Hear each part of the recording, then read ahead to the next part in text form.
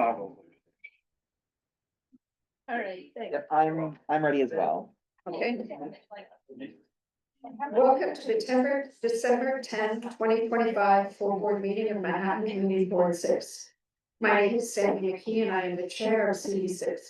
This meeting is called to order at 7:03 p.m. Tonight we are joined by First Vice Chair John Keller, Secretary Justin Goldberg, District Manager Jesus Perez, Assistant District Manager Brendan Burke, and Community Coordinator Brian Lafferty. Our ground rules: do not speak until granted the floor. Please raise your hand and wait for me to recognize you. It is important that only one person speaks at a time so that members of the public watching at home can understand what is being said. You will be given a microphone if you are recognized to speak. The chat function should not be used for CD6 business or questions about agenda topics. Members of the public, if you wish to give remarks during the public session and have not already registered by filling out a form, you can register to speak in the public session on Zoom by using the Q&A feature and posting your name, your affiliation, and what topic you wish to speak about. Or if you are here in person and want to speak in the public session, you need to fill out our public speaker form, which is near the sign-ins for the CV6 letter backed by Brian.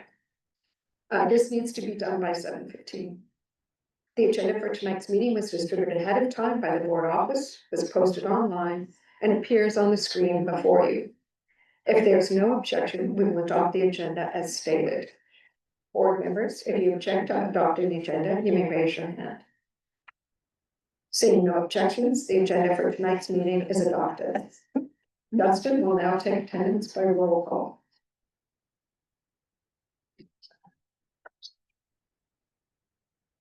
We will now take. Sorry, turn it. Yeah. We will now take. We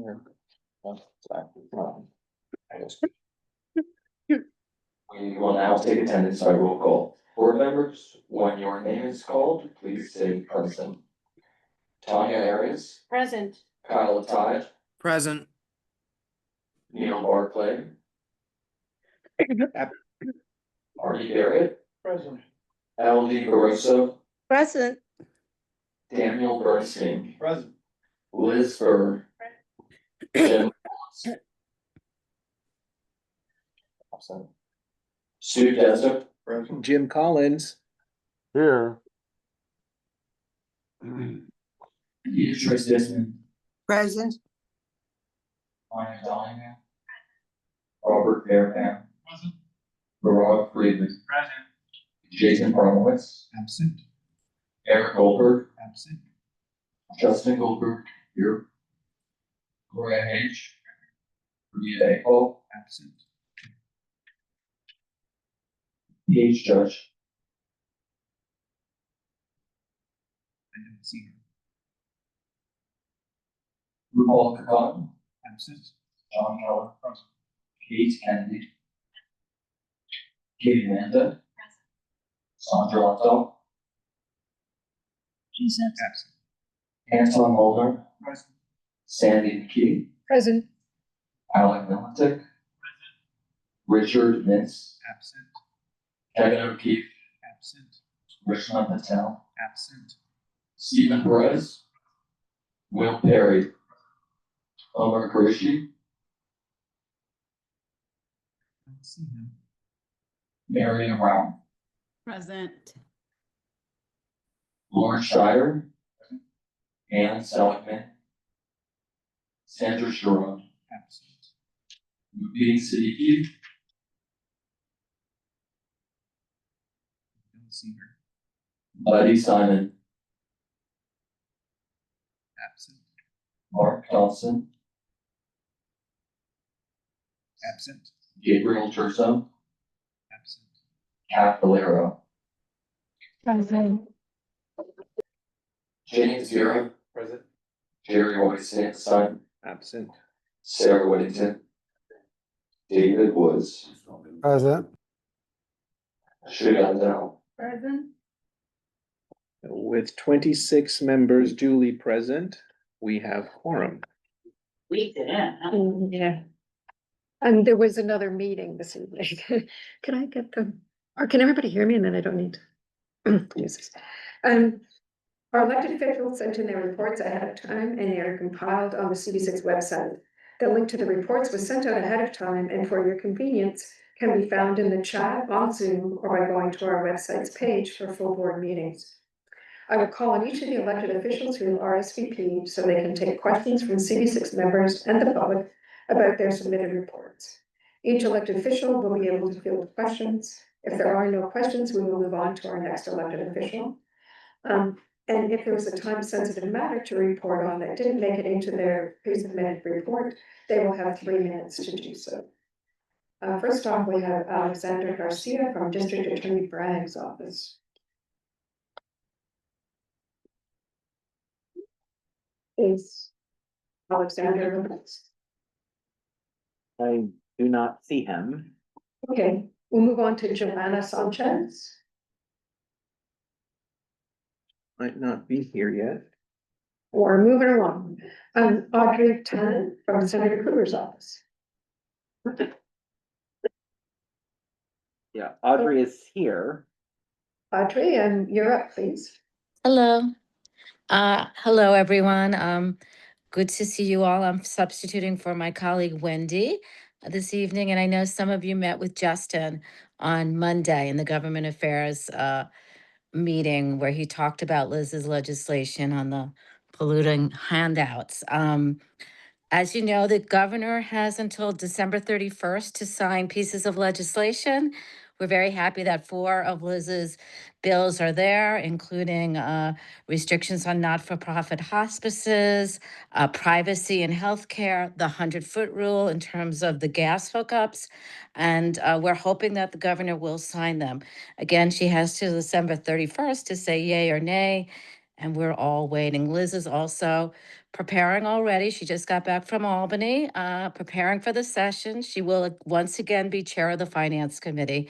And she has publicly stated it's going to be a challenging year ahead in terms of the budget and those kinds of concerns. But we are always here in the district office.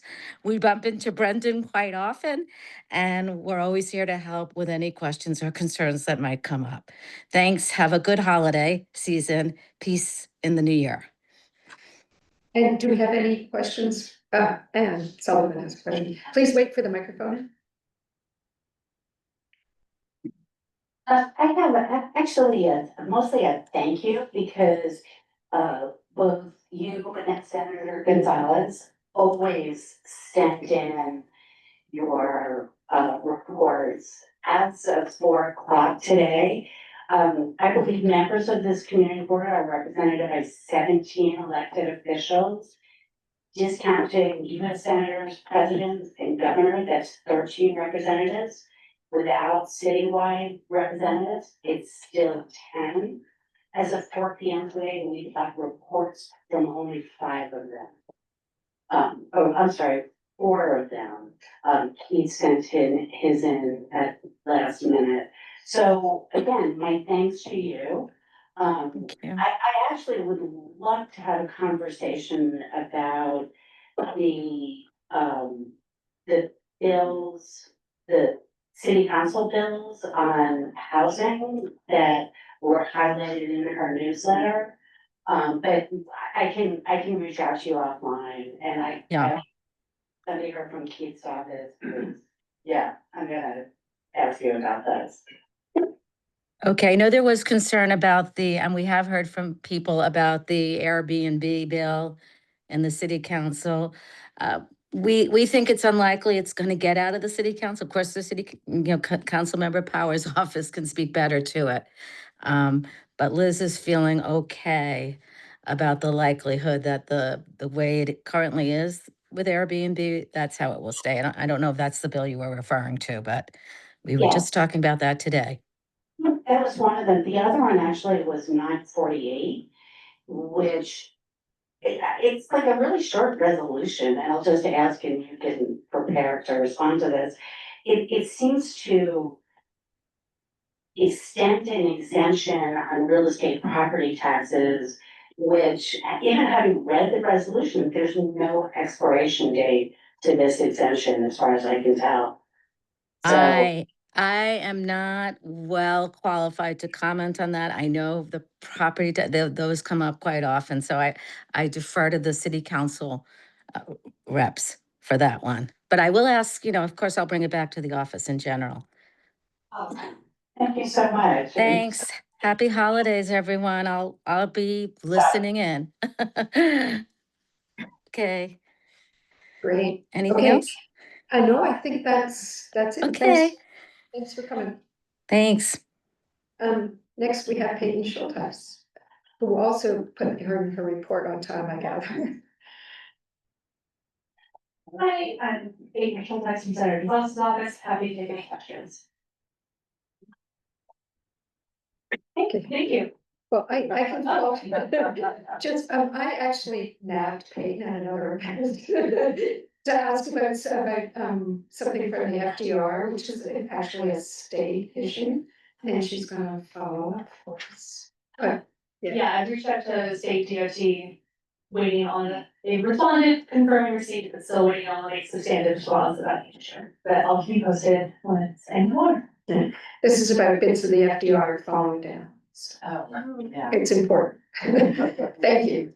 The FDR falling down. Falling down. We can do a nursery rhyme. FDR is falling down. Wow. Okay, it was let's be fair, it was a small bit. We have Mackie Bentley. I think he's online today. From our, Oh, can you hear me? yes, please go ahead. Amazing. Yeah, nothing to add to the report, but happy to take any questions. And he also had his report in. But, do we have any questions? All right, great, thank you so much. Sure. Hope you all have a happy holiday. Julie Rowland from Assemblymember Boris's office.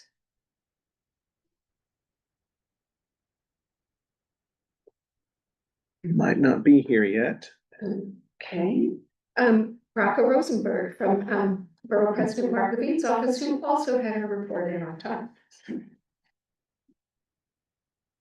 I was gonna say, I think I had enough time, but I don't really check the clock. I don't always have it in this early, so my apologies for that, but today I did my best. I won't take too long, I just want to flag that, it's been really great working with everybody. I'm not exactly sure what's gonna happen in the new year with the new administration, if I'm gonna be back next month.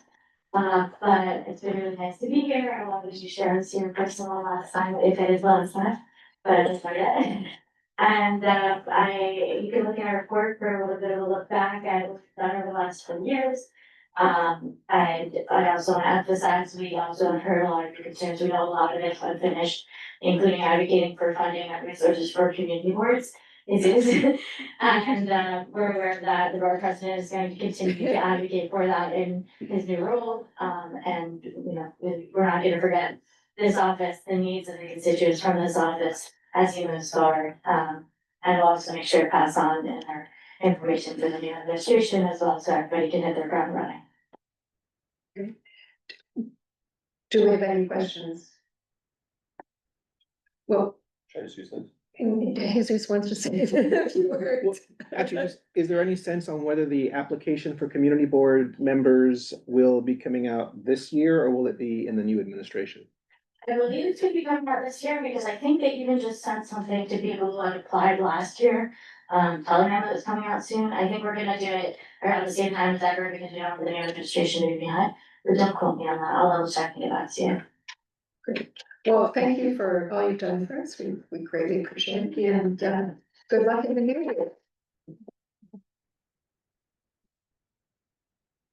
year. Next we have Patrick Hill from Councilmember Powers' office.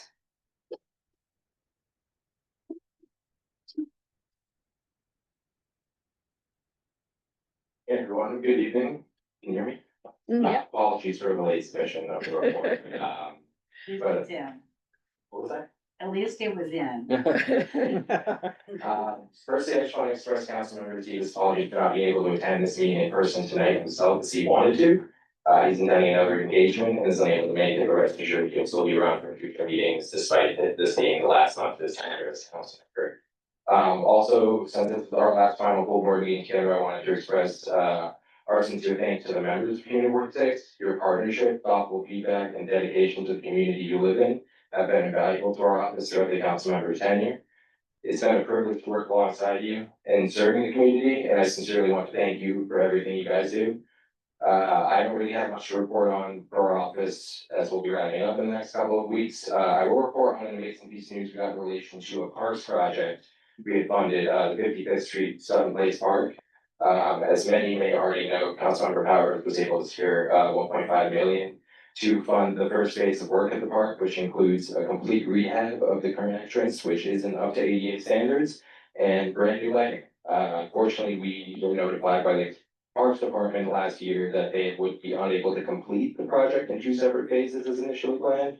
And then in order for the work to move forward, both project phases had to happen simultaneously, and must both be fully funded. The second phase had not been funded, cost about $2 million, and for those wondering, phase 2 would have involved renovations to the existing heating area. We're unfortunately able to get the funding to the second phase of work despite our office's best efforts, but along with the push from local stakeholders in the area, we pushed to try and get the phase 1 work to begin. Pleased to report that the phase 1 work will be beginning in summer of 2026. We were able to get the commitment from Parks to start the phase 1 work without the phase 2 funding. So the work on the ADA accessible entranceway will begin, and new lighting will be coming in as well. We hope down the line that the second phase work can continue and be funded. But yeah, we're happy that that is actually getting done. That was a big thing to keep.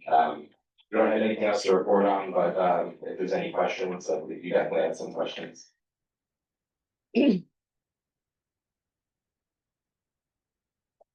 Yeah, my question specifically was about the city council whatever, A 940 that it did pass unanimously.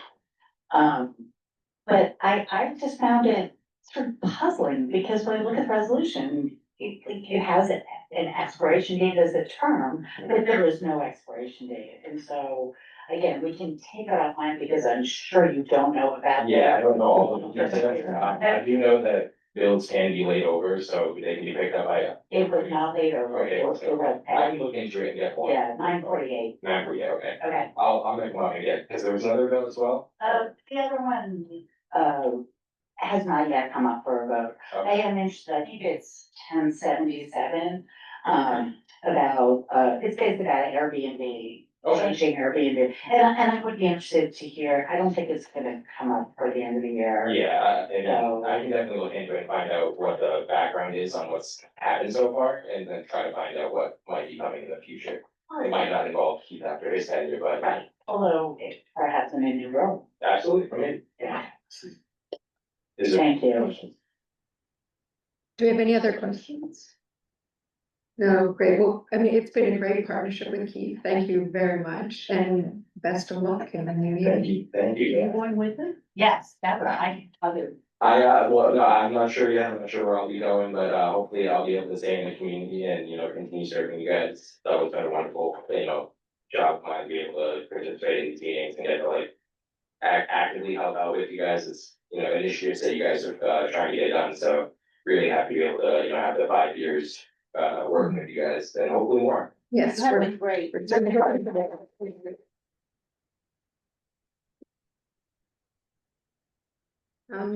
Next, we have Ben Cudjoe from Councilmember Harvey Epstein's office.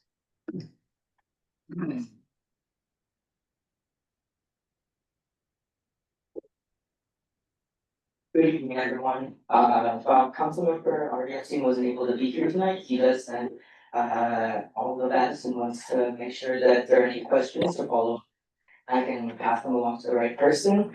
It was an honor to serve this community as an assembly member, and it's even more excited to be a council member. We were just sworn in this past Thursday in City Hall, and then had an official swearing in also for the community on Saturday. In terms of legislative bills that have passed in the last stated meeting. There are a few that Arby was especially proud of and happy to have helped out with, particularly with introduction of 1372, sponsored by Deputy Speaker Diana Ayala, which would require the rent contribution for city FHEPS recipients not to exceed 30% of the household's total monthly income. As well as introduction 982A, sponsored by Councilmember Tiffany Cava, which would require private employers with more than 200 employees working in the city to submit pay data report to the designated agency to improve pay transparency. There is also introduction 984A, sponsored by Majority Leader Amanda Farias, which would require the designated agency to conduct an annual pay equity study on private employers with 200 or more employees to evaluate the extent to which any pay disparities are based on gender, race, or ethnicity. And then introduction 1248B, which was sponsored by Speaker Adrian Adams, which would establish an office of contract services, the head of which would be the director of contract services, who would serve as the city's chief procurement officer. These are different bills that Arby was happy to be a part of just in this past stated meeting, and in the future is excited to participate more and make sure these speaks for the community. There is also an event this weekend that he's participating in that he's excited for, which is the Hands Off for Community, targeting and kind of trying to build community defense against ICE, and they're giving out toolkits and whistles to help try to promote kind of a community voice against it. So the information on how to attend or where it will be is also in the report, which I believe is online now. I can ask the communications person, but in case you're not able to access it, we brought multiple copies that can be taken up at the front desk. And if there are any questions, I'm happy to take. Do we have any questions? I actually have a question. Yes. Obviously, like y'all are still getting your office together, but once you do know, please let us know who from your office, whether it be you or someone else, is the city liaison. Yes, absolutely. So we're still figuring all of that out now. We're kind of designating meetings, and for right now, I'm here, so we'll see if that'll go forward, and it's a pleasure to be here with all of you, and hopefully I'll see you again in the future too. Thank you so much. Right, thank you.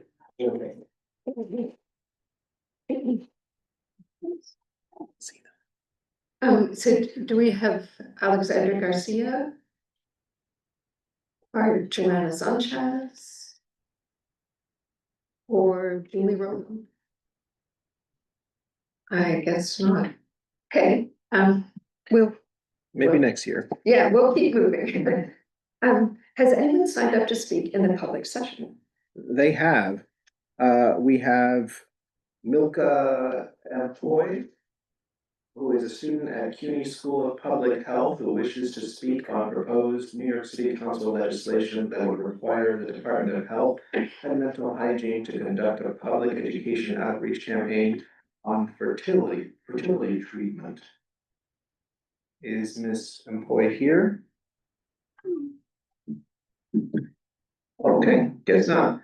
We'll move on. We have two speakers coming up as a group. Louis Capici and Raquaze Ramirez, who are residents of this community district and wish to speak on the agenda item regarding the proposed street co-naming for Yasmin Williams. You may come up.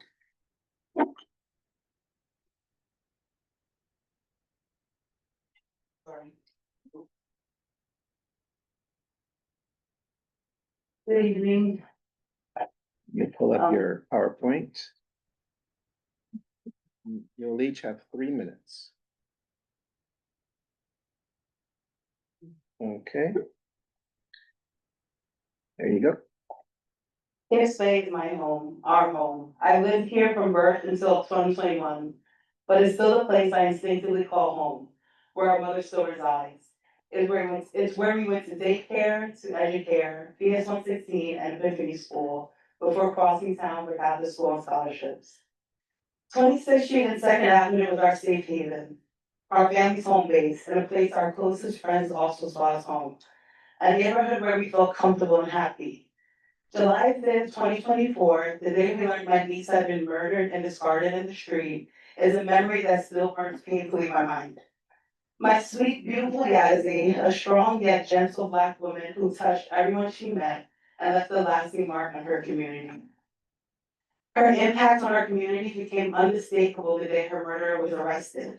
As he was taken into custody, the neighborhood came out in force, their voices rising in pain, anger, and overwhelming grief.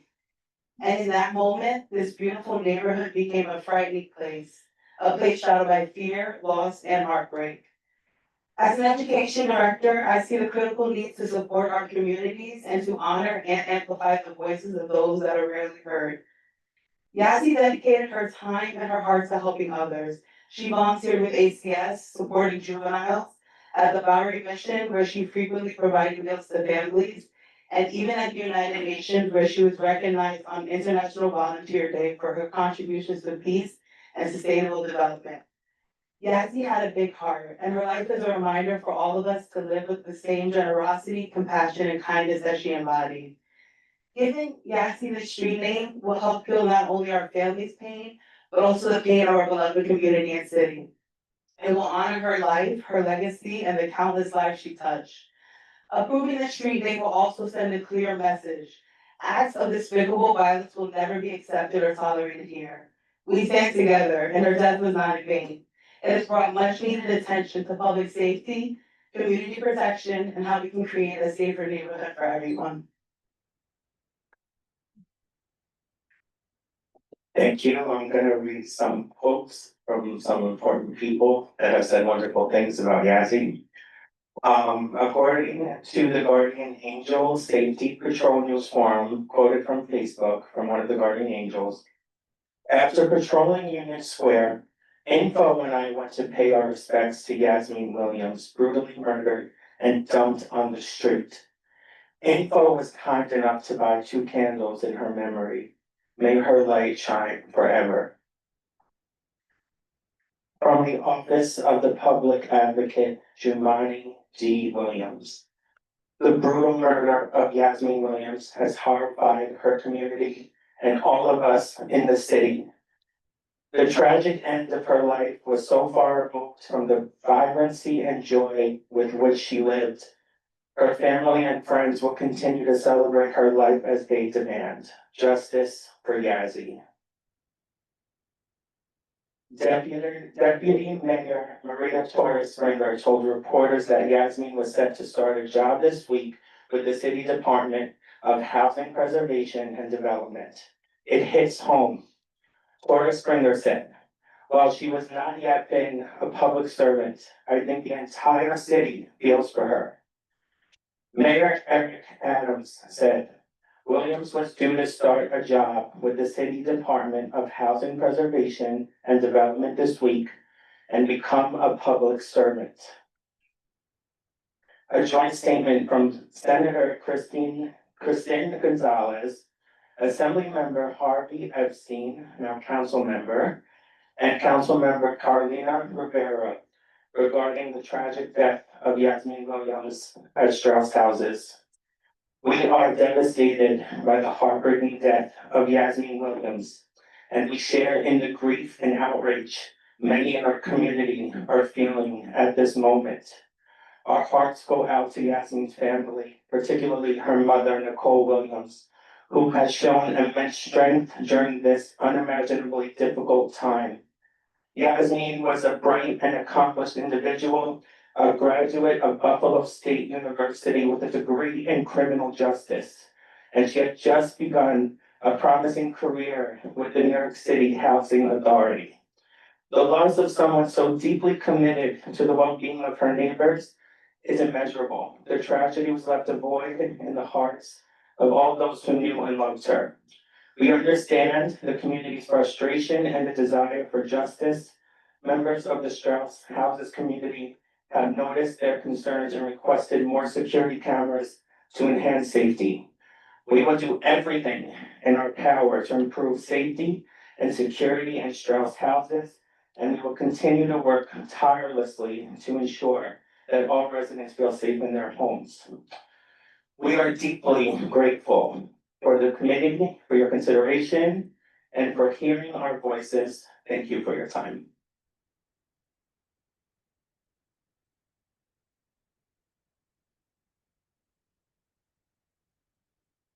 That concludes the speakers list tonight. Thank you very much. The minutes from our November 12th full board meeting were distributed to board members ahead of time by the board office. If there is no objection, we will adopt the minutes as drafted. Board members, if you object to adopting the minutes, you may raise your hand. Seeing no objections, the minutes from the November 12th full board meeting are adopted. They will soon be available on the CD6 website.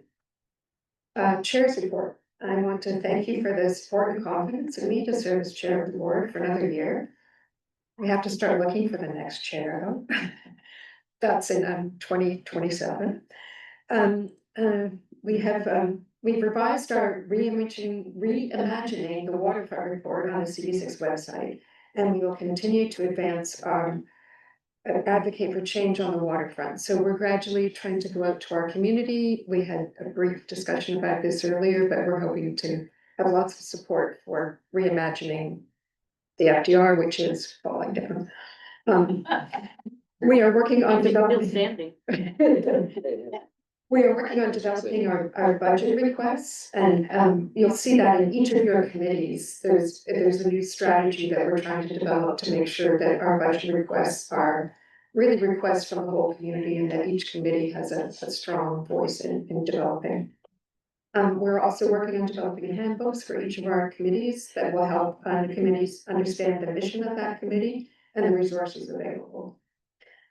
Please save January 16th as a possible date for a seasonal get together. We always try and celebrate a little bit after the holidays. January 16th. And we're hoping that Tudor City is available. They have a great view. And district manager's report. I'll just say, happy holidays to everyone, and welcome to all the new folks that we got from our new elected officials' offices, and goodbye to all the folks who are leaving us, and we look forward to a productive and successful year for our community and for the city as a whole. Excuse me. B. Disman will now give our treasurer's report. Thank you, Sandy. And according to the Crystal Report for November received in December, CB6 is budgeted for the fiscal year with $627,663. This includes our street fair money of $145,901. We've already encumbered or liquidated funds as follow: rent $178,701, personal services $117,754.34, other than personal services $17,144.18. Unencumbered money is $314,063.48, of which $145,901 is street fair money.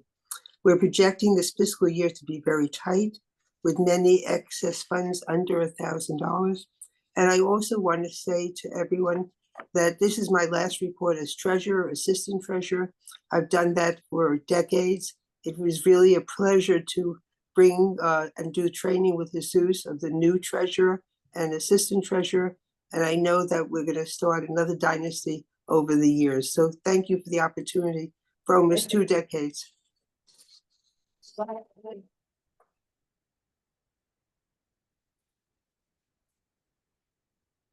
Dynasty, huh? Well, it's 2 of you, so 2 of you are dynasties. Thank you, B. It sounds nicer than indentured servitude. And we may still come to you with questions. So, it never ends. Thank you. Now we've arrived at our committee reports and resolutions. A reminder that the same rules stated at the beginning of the meeting still apply. Members of the public, please note that during this section of the meeting, we only recognize questions from members of the board. All right. So the CD6 staff emailed the digital ballot to all our members. Please click on the link in your email and open the ballot, select your name from the drop-down list, and vote on each resolution as it is presented. Do not submit until later in the meeting after all the resolutions have been presented and discussed. After you have indicated all your votes on the ballot, you can submit it. You must vote on every resolution, and if you plan on abstaining, select abstain, and note that this will. Oh. Sorry, I had my head down. We have a guest, and let me just say, you know how to vote. So let's pass the microphone to Alex Flores, our assemblyman.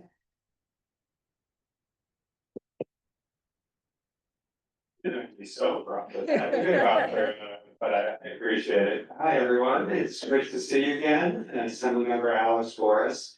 First of all, just want to wish everyone happy holidays as we come to the end of the year here, and share a few updates from my office recently. So we passed 9 bills in legislature this year. 5 of those also passed the Senate. The governor signed 3 of them on Friday.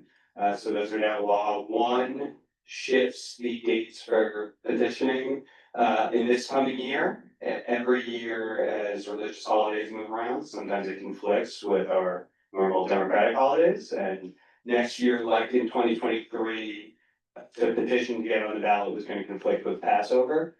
So we just shifted those dates. We are now good on holidays conflicting with petitioning until 2031 when it conflicts with Eid al-Adha. We will change that then as well. So that bill was signed. We also had 2 other bills regulating business. So 1 updated New York's uniform commercial code to standardize us with 30 states so that it is easier to start a business here. It takes into account a lot of the technological changes that have happened in the last 11 years since we last updated. And the 3rd was a bill I did with Liz Kruger, focused on giving DFS the power to actually give penalties to companies that are operating without a license when they should be. So primarily money transfer, check cashing places, those that are supposed to get a license from DFS, our Department of Financial Services actually didn't have authority to bring them into compliance. It was like a weird loophole in the law. We closed that so we can now protect consumers from those scams and also protect the businesses that are actually trying to play by the rules. So those 3 are all signed and in law. I have 2 more that are pending action from the governor. One of which is getting rid of a hidden fee that all of us face when we go to get any sort of health care, which is that insurance often reimburses our these practices, our doctors, our podiatrists, any sort of practice, via something called a virtual credit card. A rotating number that you can use like a credit card, but has fees up to 5%. And they just force that on providers, and then providers end up passing on those fees to us. So this bill would give providers the option to choose a method of reimbursement that doesn't have any fees. So you could just have an ACH transfer or many others. Insurance doesn't like it because it's maybe slightly more administrative work for them, but not 5%, and it will save all of us money if that passes.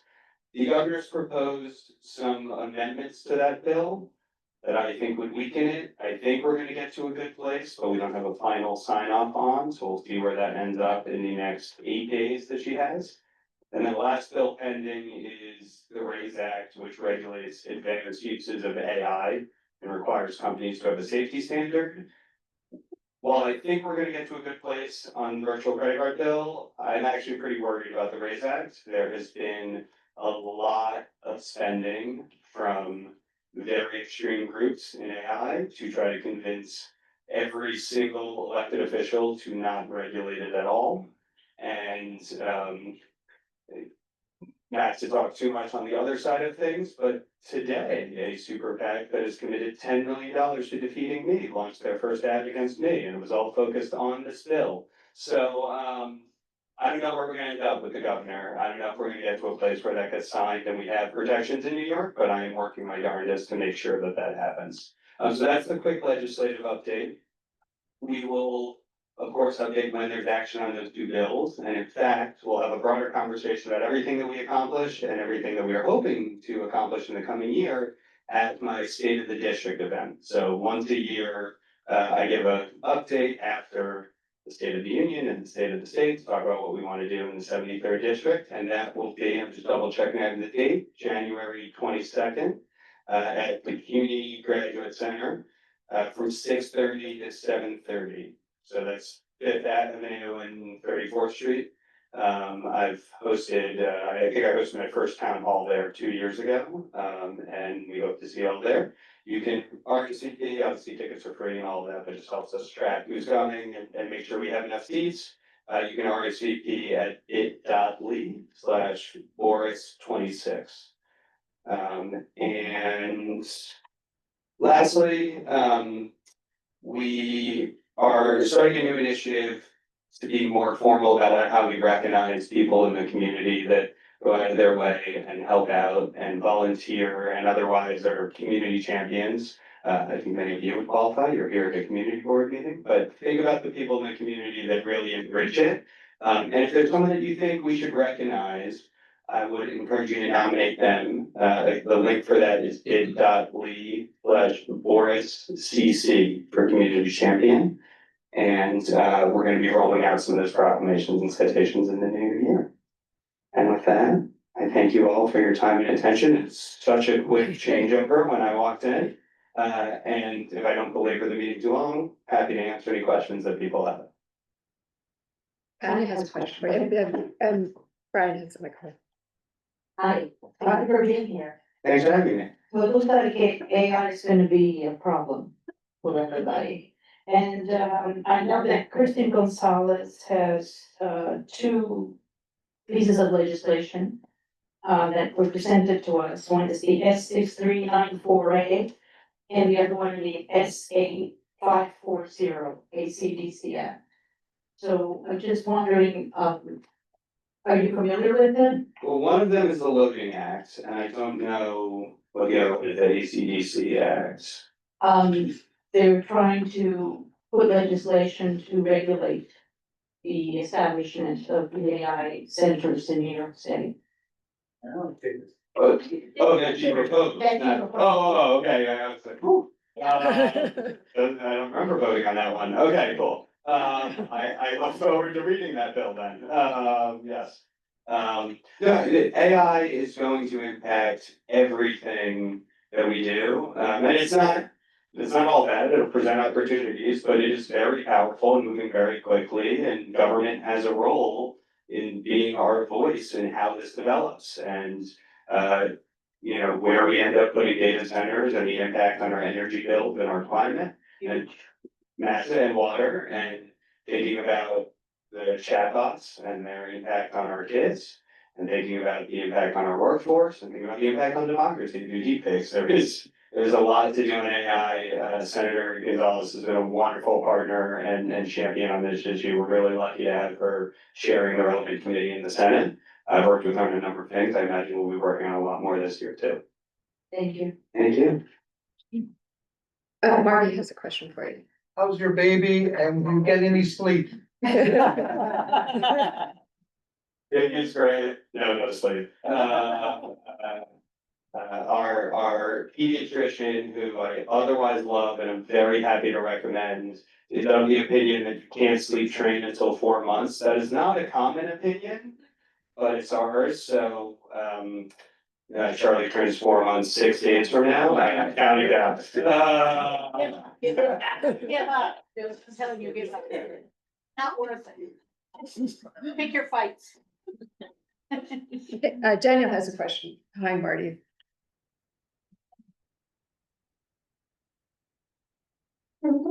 Thank you, Assemblymember Morris, for being here. We had a lot of conversation in the Land Use Committee recently about a bill in the Assembly about faith-based affordable housing, and I think you're a co-sponsor of that, and I think we reached out for, why you support that bill. And we talked about a lot of different issues, how that bill affects Manhattan as opposed to other parts of the state. And so I just wanted to ask you a bit about why you support that bill and what you say about, that part of it and others. Which part of it? How it affects Manhattan. Oh, okay, yeah. I think it's gonna have a much larger impact on other parts of the state and of the city where you have a lot more of the vacant land that could be easily turned into housing. Sounds like most people are familiar, but it's worth me giving a quick, like, 20 seconds of the bill. Cool. So this is a bill, that Brian Cunningham carries in the assembly, and I think Senator Gennardis in the Senate. And it allows property that is owned by, or land that is owned by religious institutions, by churches or synagogues or mosques, to be converted into housing, and get a fast track in doing that. And so it has certain provisions on allowing buildings of a certain height that, again, I think are much more impactful outside of New York City than inside of New York City. And also certain impacts around landmark designation and being able to convert into housing. And that's been the piece that actually I've had the most feedback on, is as written, I believe it would allow for you to override not just future landmark designations, but past as well, right? So there's an idea that you don't want people to rush to landmark a thing the second they hear that a project might happen, but you probably want to not be able to override things that are already landmarked, and that is a distinction that doesn't exist in the bill. But it was drafted to deal with the future ones, but should be more protected in the past. But in general, we have a housing shortage, we have an affordable housing shortage. We have land that is currently not being used, and if we can find ways to get more housing from that, that is a thing that I think the state should be encouraging. Thanks. I'm not sure who, but Maya. You have to raise your hand. I had an extension question off of it, and it was, and off of what you were saying, is there any discussion about expanding it beyond faith-based organizations? Like, I believe this mentioned in our committee meeting about how California extends that to educational institutions, and MIA and Columbia own a lot of land in Manhattan that is exempt from a lot of taxes. I think at the moment, we're struggling to get the faith-based bill forward. And so while I think that's very interesting, and I would love to find a bunch of creative ways to build more housing, I think politically, even just the faith-based one is very tough right now. There's a lot of opposition, especially from Long Island members, from Westchester members, and so I think we need to figure out the politics of that. If you're asking my opinion, yeah, I'd love to expand it. My opinion is also a bill that is passed as way more than a bill that is sitting there not passed, and so. But I don't want to speak for the sponsors, obviously, Brian Cunningham and Andrew Gennardis will make those strategic choices, but that's my thoughts on it. Thank you. And let's go to Larry while the microphone's there.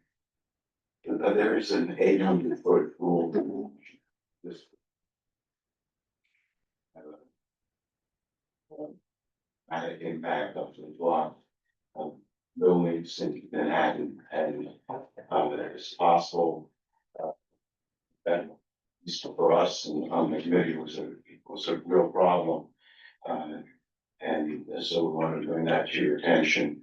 And just to piggyback on what Maya was saying, we had a concern that it appeared that the faith-based communities were being unfairly advantaged over other nonprofit sectors who could be encouraged to participate, and it just would be a windfall for some of the larger ones. So on the second part, I would like to expand it. I think it's a political choice of where that is. On the 800-foot height limit It's about proximity. You can take the zoning from within 800 feet. Yeah. the tallest building within 800 feet, is that right? Thank you. Yeah, I see what you're saying on the mid-block piece, that is a good part to talk about. And not my bill, but very happy to discuss the details, and I think that's a fair point. Do we have any more questions for Justin? Oh, I'm sorry, Justin, do you want? Thanks for coming, something on board. I wanted to thank you personally for being present at the Park East Synagogue demonstration. People can have their political differences, but houses of worship, mosques, church, synagogues should never be a place of that type of protest. So, I saw that online. I really appreciated you being there. Thank you.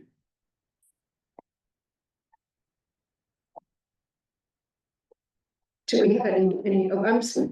Yes, please go ahead. For Lake City, you know, if that passes, do you know if it is, across the board for all companies, or is it broken down by, smaller companies or mid-sized companies? And if it does pass, will it be a model template that is being, that would be available to companies to use, or are they on their own to create safety guides?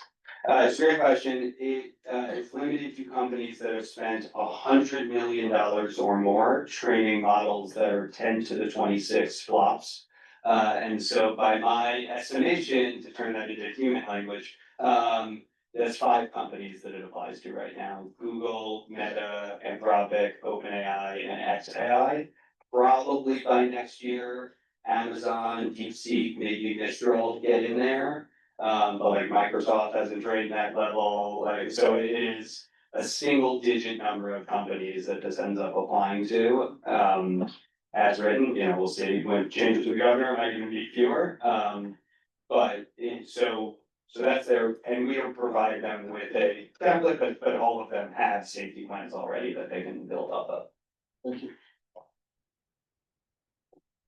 Tanya, did you have a question? No, I'm good. Okay, I think great. I'm good, All right. thanks. Sorry, wait, did we have any other questions? Great, well, thank you very much for coming. We really appreciate it. Thank you. Thank you. Speak when you can. Thank you. Okay, we're going to start off with transportation. Barack Friedman, Vice Chair.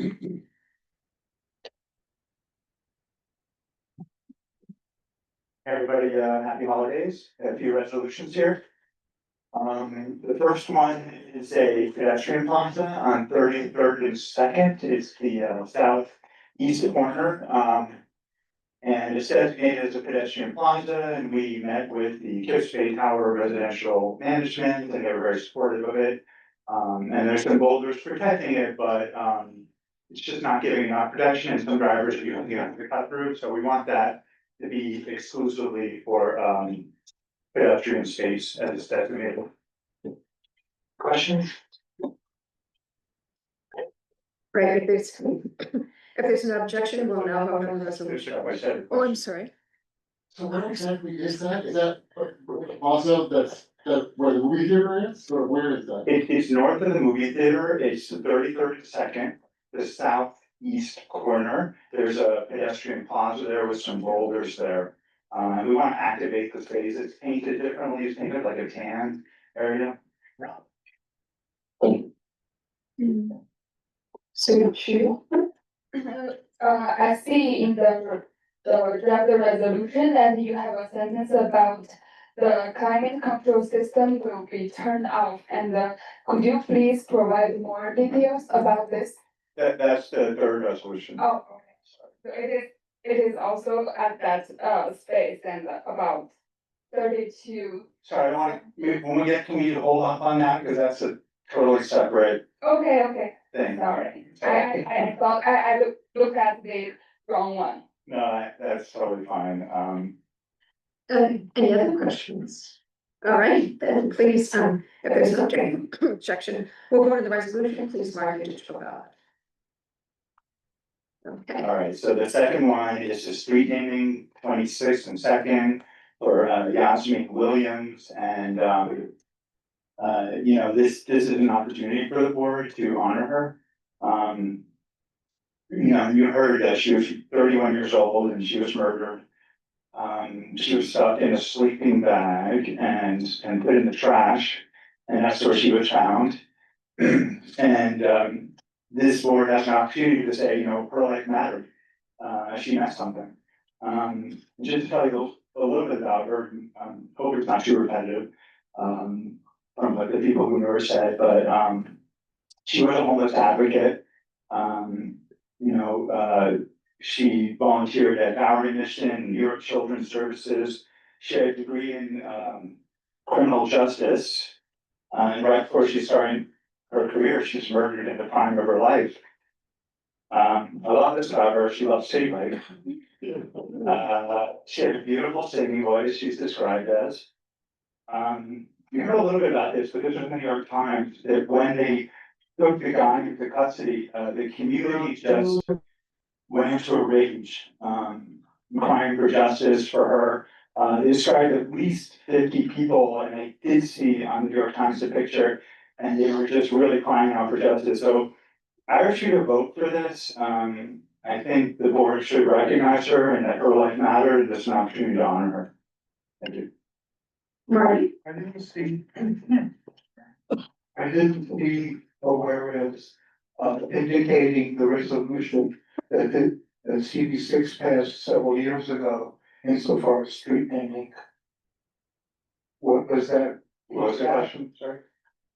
I didn't see a whereas in the resolution in regards to a resolution that CB6 passed several years ago on street naming. Was it looked at or considered? Yeah, we always look at the CB6 policy on street naming. And it followed. It did follow, there's one exception that, the city council, had to be involved, but, in their defense, Carlina Rivera, resigned, so there was nobody to do it. So I would ask this board to not penalize these people, because Carlina Rivera resigned, and there was no opportunity to do it. And, I don't think, these people should be penalized for that. Are there any other questions? Okay, if there's no objection, we'll now vote on the resolution. Please mark your digital ballot. Okay, so the third one I'm excited about, a new grocery store, Lidl. I learned about this grocery store, it's a German chain, it's an international grocery store. Correct me if I'm wrong, they have good food, what do I know? But, I shop there when I go to Germany. okay, Great. so we have somebody who vouch for Lidl. So they want a loading zone, overnight, it's 32nd and 3rd. So it's a little confusing, but 32nd and 3rd is where it is. Okay, and what it is, what I think is super cool about them is they turn off their trucks, as soon as they get there, they turn off their trucks. Even if they have milk or ice cream or what have you, when they get there, they turn off their trucks, so it's quiet and not disturbing neighbors, and they unload at night. So, I think it's a very good thing to support, grocery stores in our neighborhood. I don't wanna call on you, that's Sandy's job to call on. Oh, I'm sorry, I was distracted by. Do you think they'll have the scans? Do you know how they're going to be set up? I have no idea, I never shopped at Lidl. I heard it's good. Caution to everybody. They trust people to scan their purchases. If you forget to scan it and they realize that you forgot, it's a problem. So just make it, does that happen to me? It's gonna be a while before they go. Shira has a question. If they're bad, Could you please they can better. provide more information on the climate control system will be turned off during deliveries? Does it mean that this clothes for the delivery will have a big impact on the environment and the control system will be turned off? That's what I was saying, the truck, if it comes with milk or ice cream, they'll turn the trucks off. They're not gonna keep this stuff cold, the trucks are very loud, right? So they're not gonna keep it loud for the neighbors, they're gonna turn it off so it's quiet. That's the point of that. Okay. And then they're gonna immediately unload right into their loading zone. Okay, do we have any other questions? All right, if there's no objection, we'll now vote on the resolution. Please mark your ballot and a report. Just super quick, the Third Avenue, bus lane, bike lane, pedestrian improvements is underway. But it looks like there's a pause because when it gets really cold, DOT can't paint. So I think, I expect to pause for a couple of months and then restart. There's still more work to do with part of the infrastructure, paving more of the daylighting areas and the widening sidewalk between 24th and 6th. 26th, I'm very excited. I think it's already, living on Third Avenue, I think it's already made a big difference. Yeah, it's great, try it. Definitely the bike lane. Okay, all right, thanks. Next is Business Affairs and Licensing, Anton Mulder is the chair. I'm sorry, I only have 4 or 5. This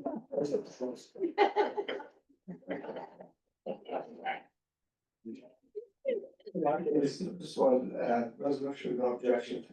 New applications of temporary retail permits for Buena Vista 34th Street LLC. To be, DBA to be determined, and for Murray Hill Lex LLC, Murray Hill Cafe, 185 Lexington Avenue. In which we put 2 approvals, no comment in 1 resolution.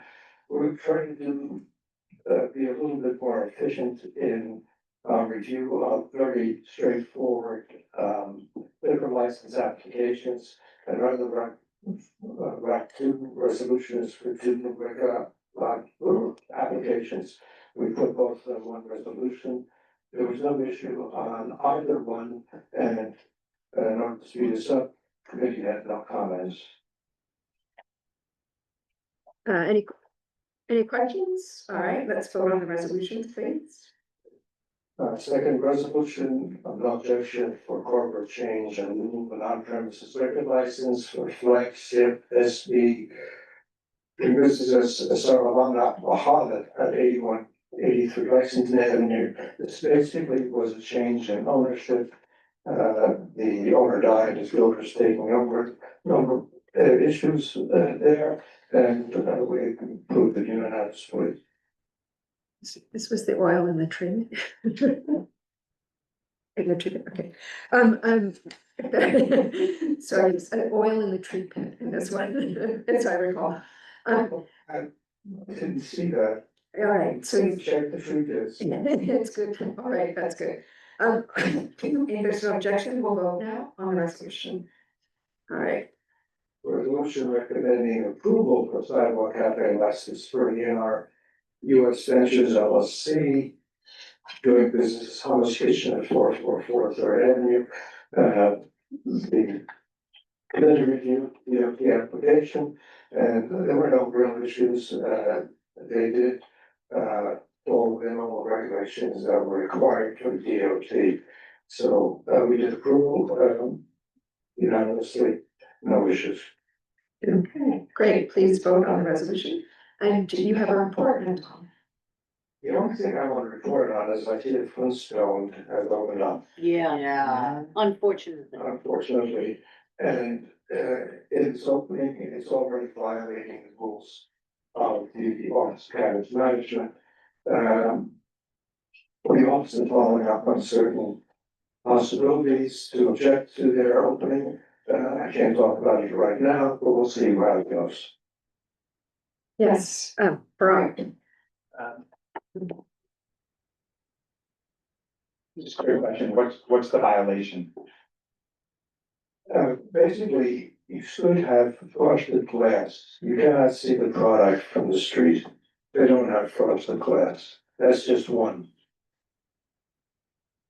And the way they've advertised is not compliance with regulations. Okay. They're also putting these paper ads all over the streets on 42nd Street. They on 42nd and 2nd with the construction of the Pfizer building, they plastered that whole. I wasn't aware of that, but that doesn't sound like right. Yeah. And Yeah, I think, a lot of us were very upset that despite the community concerns, and not just this community, but community boards all over the city, and that there were deceptions in the application, that that OCM approved this. And so I think we're all trying to develop, we're trying to create a kind of list of violations and issues that we can go to them and say, I mean, they're never gonna shut them down.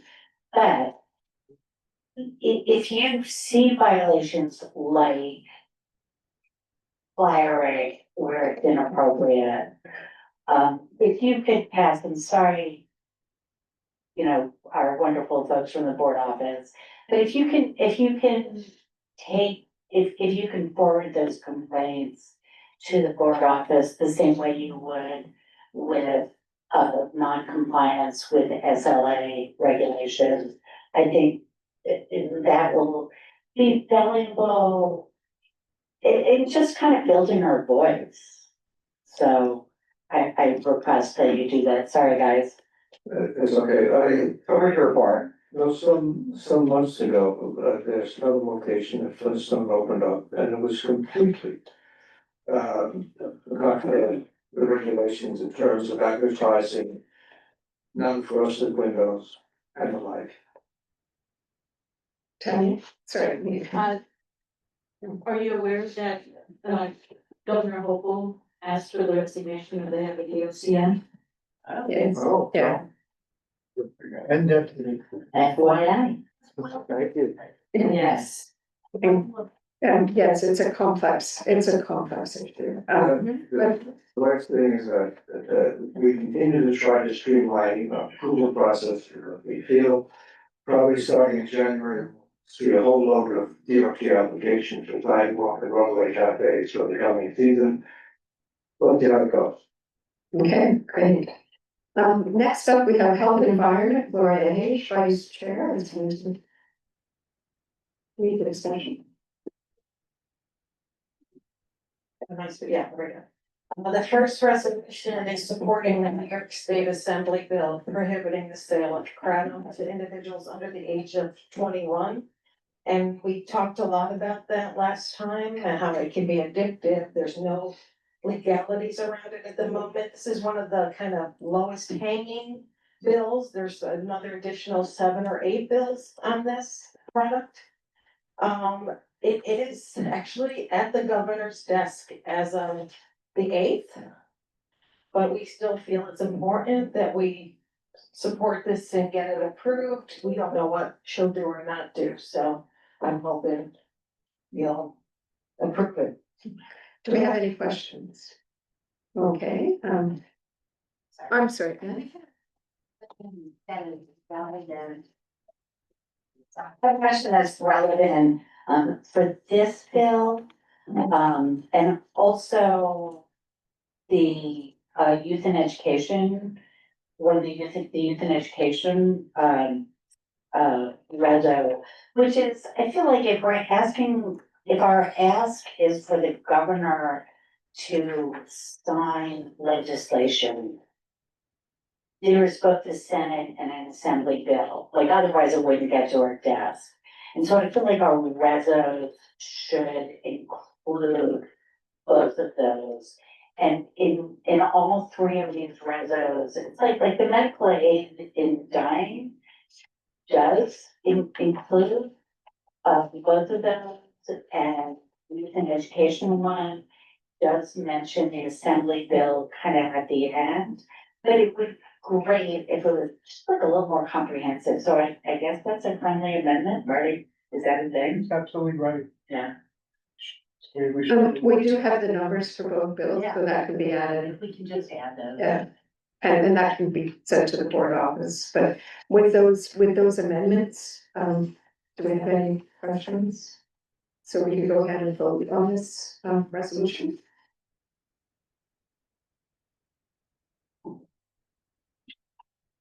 And Gloria, you're voting?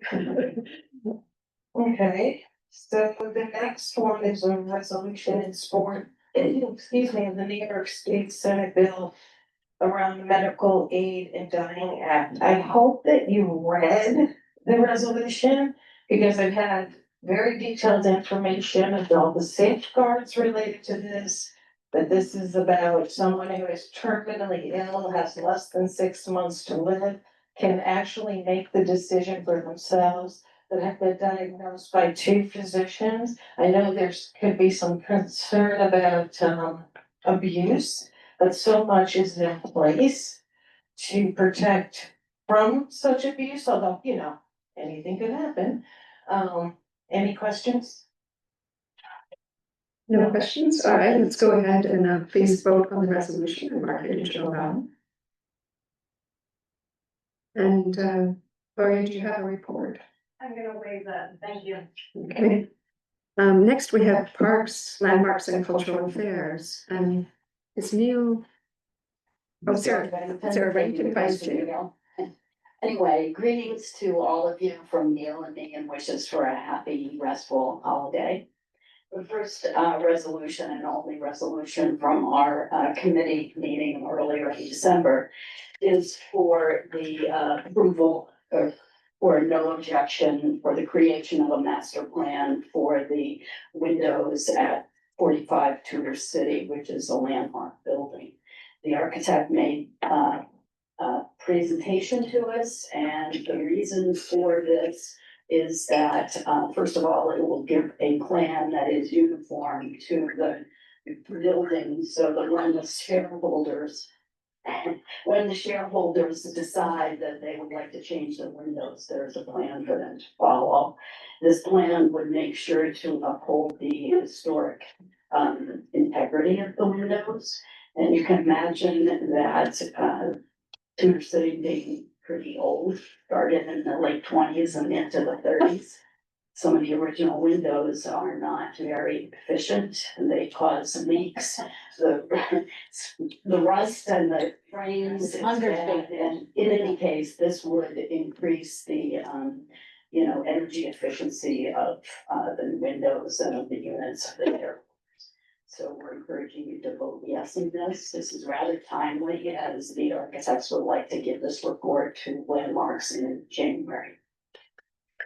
I just want to know, it was an engineer, not an architect. That's just for clarification. Yeah, it was an engineer. Oh, it's blinking. Might be a little bad. Yeah, it's still bad. Might be dying. We'll take that. And it wasn't an important piece of information. I just wanted to know it was an engineer, not. Okay, I'm thinking. We get confused all the time, so no problem. So I don't know who's an architect. So I'm annoyed at that. Either way. Oh, yeah. So if there's no objection, we'll vote on resolution. Please mark your ballots. And do you have a report for us, sir? I do, and I would like to keep it short, but I do want to talk about one of the agenda items that we had. We had very passionate discussion with regard to the Department of Parks and Recreation architectural plan to renovate the East Park House in Stuyvesant Square Park. Alyssa Melnick, who is with the New York City Parks and Recreation. She is the senior architectural designer, and she presented a very thorough slideshow of what the new area would look like. So, her trying to succinctly put in what the presentation showed. It's a small octagonal building that is in the southwest corner of Stuyvesant Square. It has not been used for decades. It's been closed and it's in need of renovation, and this renovation would make the building restrooms ADA compliant and be very appropriate for people who are using the park. However, we had 3 different sets of perspectives with regard to what is happening with that. Part of the plan, there's a huge elm tree, if you know the park, it is huge, and apparently it's in our meeting said to be over 100 years, but I've heard others say it could be 250 years old, and the city has spent a lot of time and money to keep this tree alive. So what's happened is the tree roots have, infringed on the walkways, etc. And so part of the new plan is to increase a green area around the octagonal structure. And currently there's a dog park. So that's an issue for the dog owners with regard to what's going to happen to that dog park because of the change in the outskirts of the building. So we had, and that would be, the dog park would be almost 1/3 smaller than it is. So there was a lot of concern about that. The other piece to it, and one of our, our board members who knows, we have a lot of board members who know history, and I think that's very important. So there was a comment made that when Stuyvesant Park was bought or sold to the city by the Stuyvesant family, there were rules and regulations with regard to, how that park would be going forward into the future. So those, I think the sale was in the late 1800s, 1870s, something like that. In any case, we need to be aware of what those rules and regulations are in case they matter in this new architectural plan. So I'd like to summarize the three community perspectives, because that's why we're here as community board members, to hear the perspectives of our community members. First of all, we heard from the dog walkers. We then heard from the community members who don't have dogs but use the park. And then we also had a third perspective where we shouldn't forget that there has been in our community voicing for the need to have a public restroom in Stuyvesant Square Park.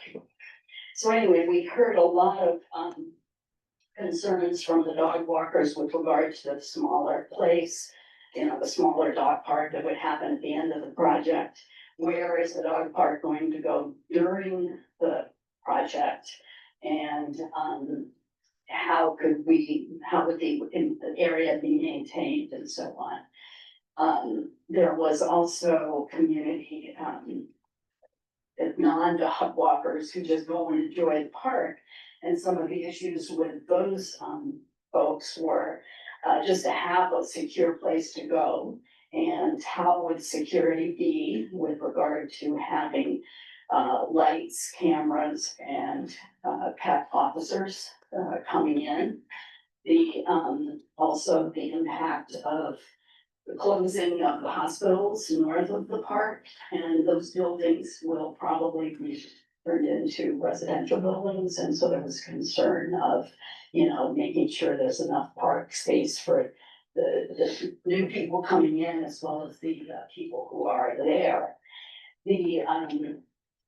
Along with the development was, electrical and plumbing concerns, and some of the, in both the cases, were concerned and thought maybe that this plumbing deal would be great for the fountain that's there, because I think the fountain on the east side is inoperable and it's not functioning properly. Let's put it that way.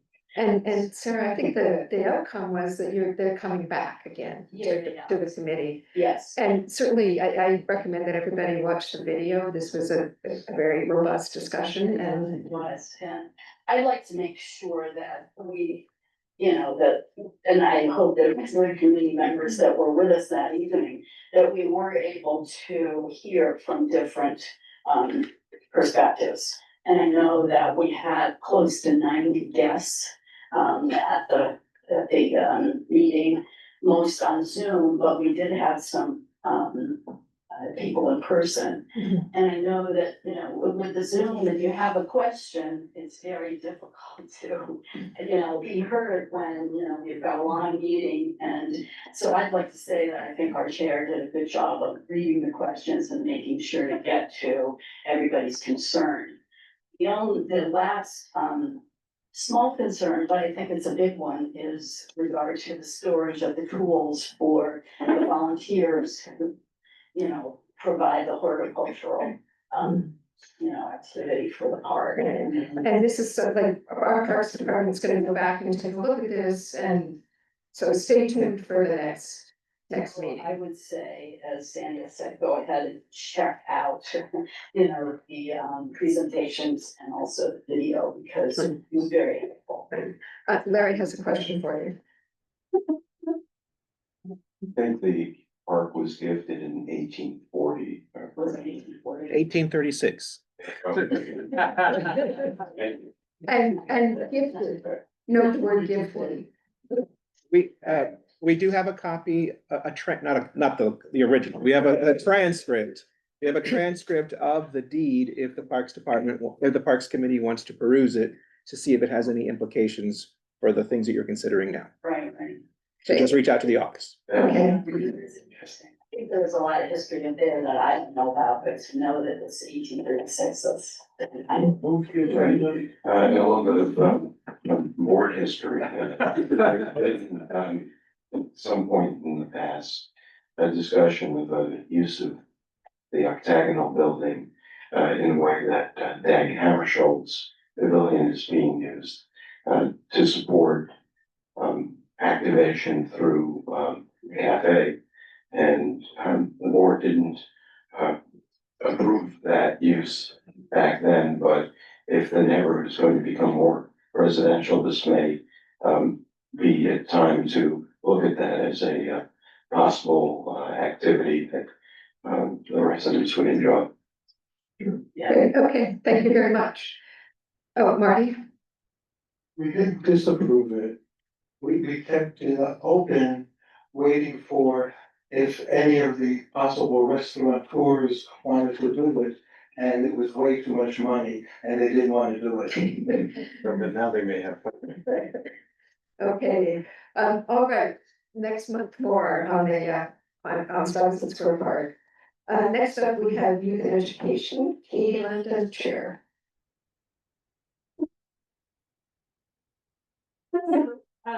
We have a resolution asking Governor Hochul to sign the Freedom Tribute Act into law. It was passed by the state senate in May of 2025 by a vote of 46 to 15, and by the assembly during June of 2025. It's now on the governor's desk for her signature. It was sent to the governor's desk on December 8th. Giving her until December 19th to either sign or veto it. The bill was co-sponsored in the assembly by Alex Borges and Harvey Epstein and received a yes vote in the Senate from state senators Kristen Gonzalez and Liz Kruger. The bill would create a legal structure within the state education system regarding the selection of books in school libraries. It requires the Commissioner of Education and school library systems to develop policies to ensure that school libraries and library staff curate and develop collections that provide students with quote access to the widest array of developmentally appropriate materials available. The bill was created and believed to be important in light of a steep increase since 2020 in efforts across the country and in New York State to remove books having to do with slavery, race, or racism, and books featuring people of color or LGBTQ characters from school libraries.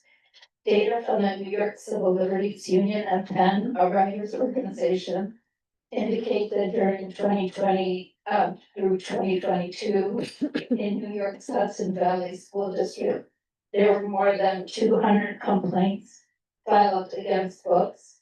And during the last 2024-25 school year, there were 6,870 book bans in 45 states in 451 school districts.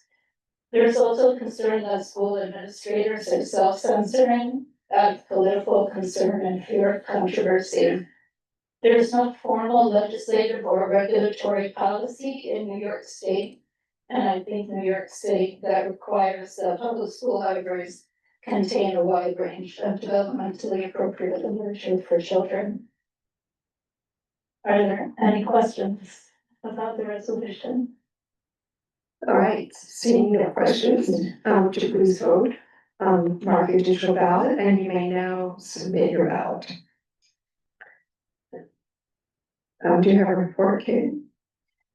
Yes, so in addition to developing the pros resolution, we've had two really excellent presentations by the Children's Defense Fund and Youth in Power regarding a cash assistance pilot program for youth aging out of foster care, and for the Citizens Committee for Children on New York City Education Policy too. So if you want to watch either of those on the recordings, they're, I think, very worthwhile.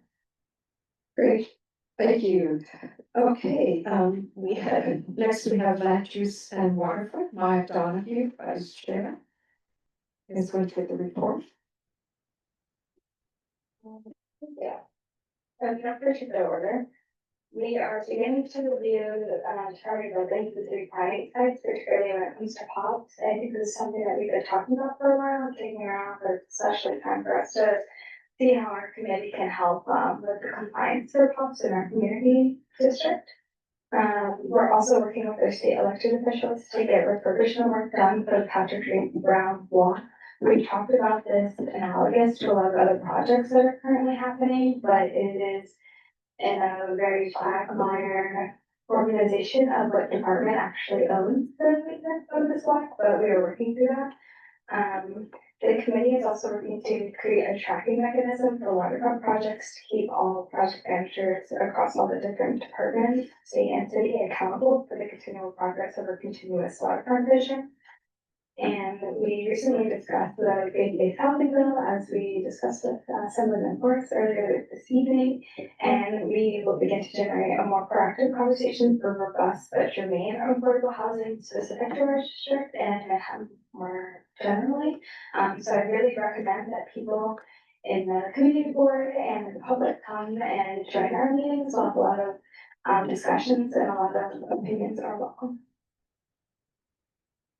Great, thank you. Next we have Budget and Government Affairs, Steve Perez.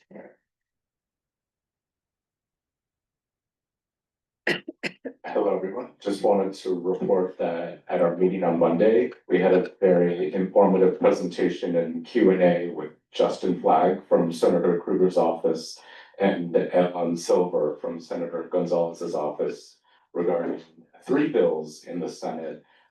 One is to eliminate certain state subsidies for fossil fuels. One with respect to the disclosure and regulation of energy consumption by data centers. And the third would ensure that the cost of the energy consumption of data centers is borne by the owners of those centers and not on all energy users. So we will likely have resolutions on these ready for the next full board meeting. Great, thank you. Next we have Public Safety and Sanitation, Stu Desser, Chair. Oh, wait. Stu is waving. Okay. Housing, excuse me, sorry, Housing and Homelessness, Al Grillick, Chair. So as Maya mentioned, the faith-based housing bill, which was brought up this evening, will be discussed at the Housing and Homelessness Committee on Monday. The Land Use and Waterfront Committee passed a resolution last month, and we are going to be discussing that resolution on Monday. We will also be hearing a presentation from Urban Planner George James on this bill. Should be an interesting, lively discussion. I think that's it. Great, thank you. Board members, if you have any old or new business to say, please raise your hand. Okay. Oh, I'm sorry, Justin. Yeah, I just wanted to say that last meeting of the year, I wanted to thank everybody that's been involved in executive board session. And while Justin has the microphone, he will conduct the second roll call.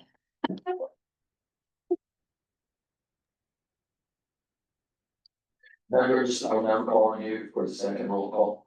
If you have not submitted your ballot, please do so now.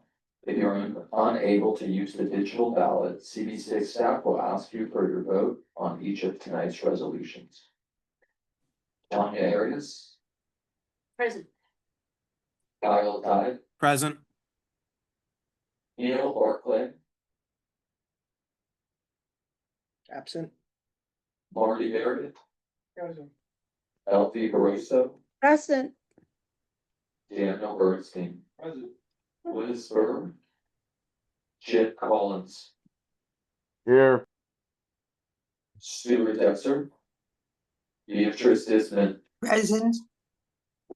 Maya Donahue, Robert Fairfam, Present.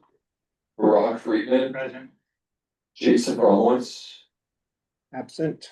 Eric Goldberg, Absent. Justin Goldberg here, Gloria H. Rivia Iqbal, Absent. Oh, no, sorry. Oh, yes, absent. Paige Judge, Present. RuPaul Kakad, Absent. John Keller, Present. Kate Kennedy, Katie Lambda, Sandra Leptoff, Absent. Anton Mullner, Present. Sandra McKee, Present. Alec Militic, Present. Richard Mintz, Absent. Kevin O'Keefe, Absent. Reshma Patel, Absent.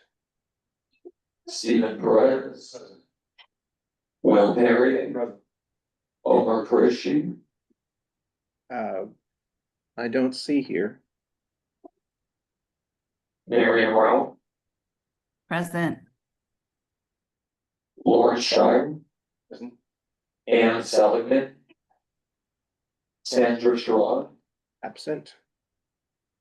Mubin Siddiqui, Letty Simon, Present. Mark Thompson, Absent. Gabriel Turso, Absent. Kath Valero, Present. James Vera, Present. Jerry Weinstein, Absent. Sarah Whittington, David Woods, Present. Shuya Hazal, David, we need your ballot.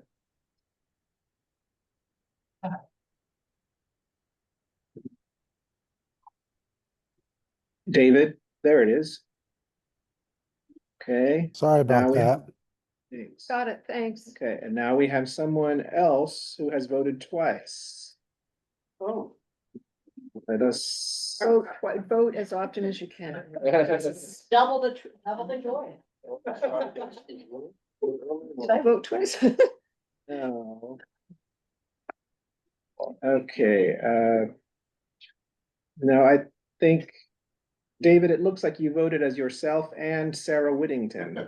But that's not an extra vote, it's just one vote with two names on it, so, I don't know how that happened. all right. And that's okay. We'll take it as your name. Thank Yes, you. Let's, Sarah can vote for herself. Yes. let's get that out of there, okay. Okay. All right, let us call the votes on these resos. Resolution 1A, which is the resolution about the plaza on 33rd and 2nd, passes unanimously, 33 in favor. Unanimous. The resolution 1B for a co-naming in honor of Yasmin Williams passes 30 in favor, 1 opposed, 2 abstentions. So congratulations. Congratulations.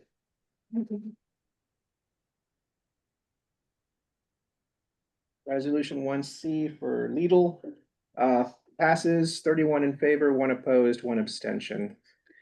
Bulk 2A passes unanimously, 33 in favor. Bulk 2B passes unanimously, 33 in favor. Bulk 2C unanimous, 33 in favor.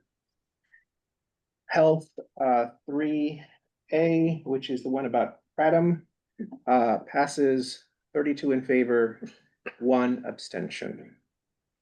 Health 3B about the medical aid in dying passes 26 in favor, 2 opposed, 5 abstentions. Parks 4A about Sty Square Park passes. I'm sorry, no, this is the one about the landmark building, the window plan.